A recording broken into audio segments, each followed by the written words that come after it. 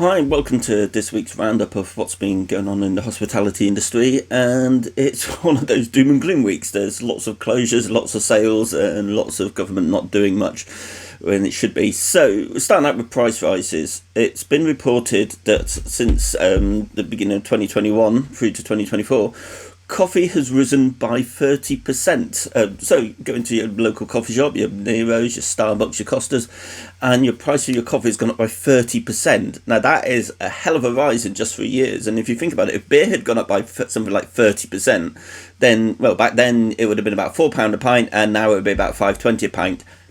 It has. We can turn around and say, oh yeah, in 3 years the price of a pint has gone up by £1, and it doesn't sound much. When you start putting it into percentages, like 25, 30, 50% rise, then you start realising how much that rise actually is.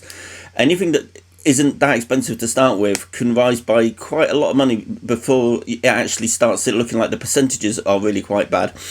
But yeah, it is quite a high rise that we're starting to see now across all of the different food and drink sectors, and people are now, it's affecting them, not just the beer, they're starting to realise it. So I think we're going to start seeing a few more of reports like this one coming up.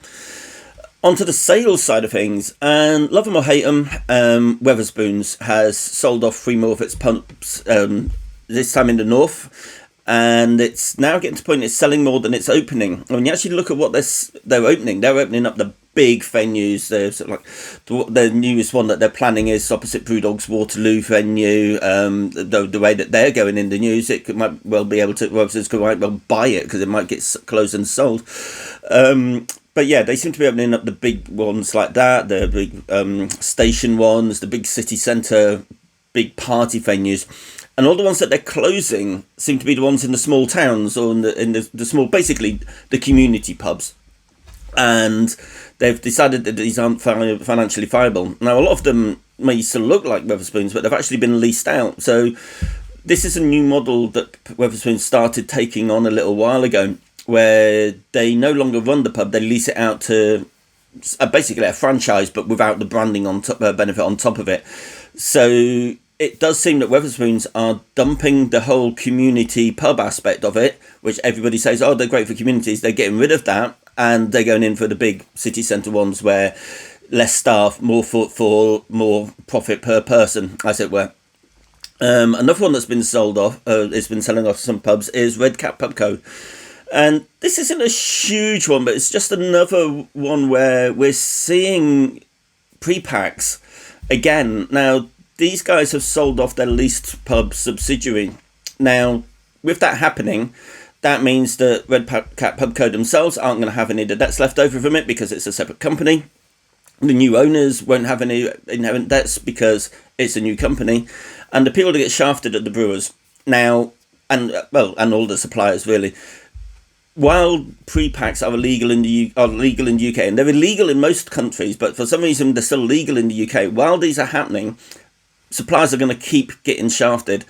And it really is a case that if you're running a brewery or anything that supplies into the pub or the hotel or the restaurant industry at the moment, it's going to have to be measures in place for cash up front, much shorter payment terms, and absolute guarantees of being paid.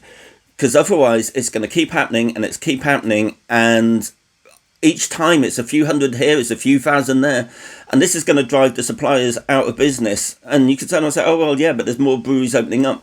Yes, but they're going to get shafted as well. It doesn't solve the issue here. So yeah, it's not just sales in the pubs industry at the moment where we're starting to see a few issues going on.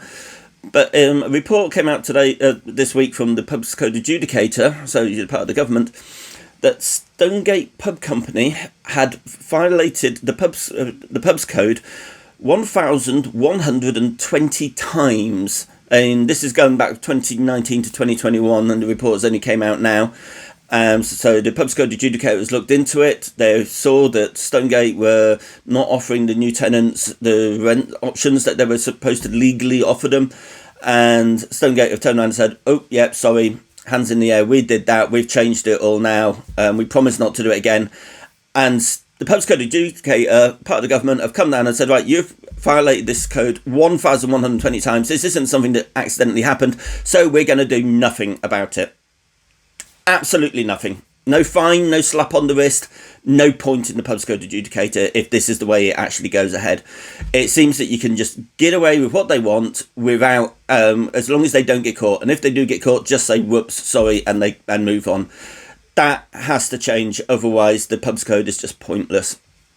So, sales now on... The rumours continue about Adnams being up for sale. Now, we know that Adnams have said they got in some financial people to look at different ways of gaining finance and refinancing the company. And it was rumoured, an article was put out in Sky News, I think it was, that said that they are entertaining the option of a full buyout. And so, of course, that then spread all the rumours about who might actually buy them out and what would happen. Then we get Adnams isn't just a brewery, it's also the spirit manufacturer, and it's got a big tied pub estate as well. So there's lots of people that could be interested in that. But Adnams haven't confirmed that rumour yet, or that report. They haven't said it's true, they haven't said it's false. What they have done, though, this week is they've launched a full rebrand of all of their products, and I'm bit of a traditionalist, so I'm not really too keen on it. I'm not against it, but this sort of rebrand is something that seems to happen quite a lot when a company puts itself up for sale. They totally refresh it, clean start, so a new investor can come in, take it over and run it looking as though it's looking like a much more financially viable option going forward. So there could be truth to the rumours, we don't know. We'll have to wait and see on that one. Personally, I really just don't want Adnams to close. We've company-wise disagree with them on a few things, mostly around the Small Brewers Duty Reform Coalition, but the people there are really lovely, the beer is really good, and they actually treat their tenants in their pubs really quite well, from the ones that I've experienced, so it'd be a shame to see them go. Another one that's going to be a shame to see go is Beer Central in Sheffield have put themselves up for sale.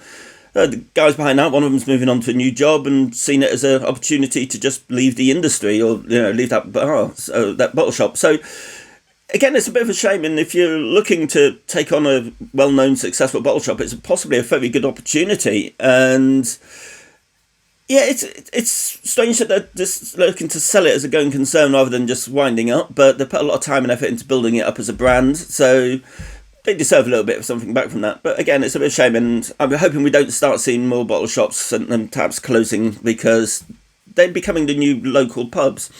So it would be good to keep it, and I hope somebody does. And let's see, next up, we've got 2 more articles to go. The Scottish Government have been urged to drop calorie labelling on alcohol. Personally, I think calorie labelling on alcohol is an absolutely stupid idea. It's expensive to do accurately, and smaller breweries and producers won't be able to fund that, but they'll obviously be caught in it because that's the way that the government tends to work. And for years, that this keeps coming up. Eating disorder charities have pointed out it causes more harm than good.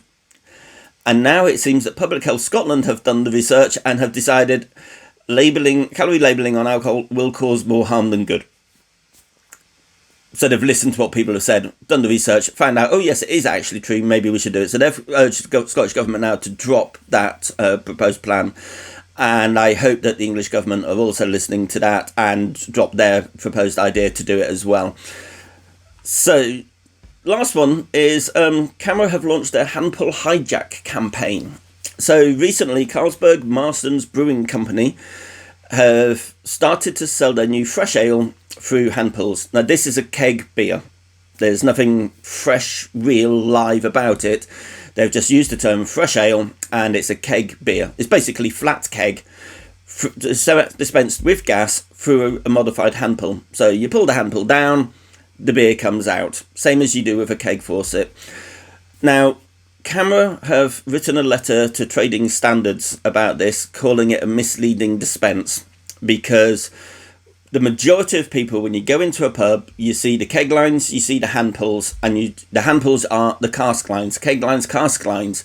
And especially if you get a lot of tourists coming to the UK, and for a lot of the drinkers, they want to try cask beer. We do it better than anywhere else in the world. And a lot of drinkers coming to the UK want to try this cask beer. So they'll see a handpull, they'll order it, expecting it to be cask beer. So it is a misleading dispense, and CAMRA are taking Carlsberg Marston's Brewing Company to trading standards about this, and they're launching a campaign to try and get them to drop it. And I hope they win. But no, this morning, Carlsberg Marston's Brewing Company have actually responded to this letter, and they've been saying that they're very proud to be part of the UK's brewing heritage. And I find that an absolute outright lie, to be honest, because one of the first things that they've done was they've started closing down the breweries. So Marston's used to have things like Jennings and Witchwood and Ringwood, and they no longer exist as separate breweries because Carlsberg Marston's Brewing Company are so proud of that heritage, they're closing it, moving all the brewing off to a massive site and just churning out mass-produced stuff. But they don't want to cause any confusion at the Handpulls, so the method that they've come up and they said, we won't cause confusion because we are putting a small QR code onto the Handpull that will link the drinker off to a microsite where they can see what they're actually drinking, what the difference is. Because that is exactly what everybody ordering a pint of beer in a pub does when they look at a QR code on the pump clip, is like, oh, I best see what it is I'm actually drinking. So I really hope people get behind this campaign by CAMRA, and I really hope Carlsberg Marston's change their mind on it, because it's an incredibly cynical marketing ploy on their behalf, and it is misleading. So that's it for this week. I really hope that next week has some more cheerful news. I'll even try and keep an eye out for it, because this week's has just been all kind of doom and gloom. Cheers.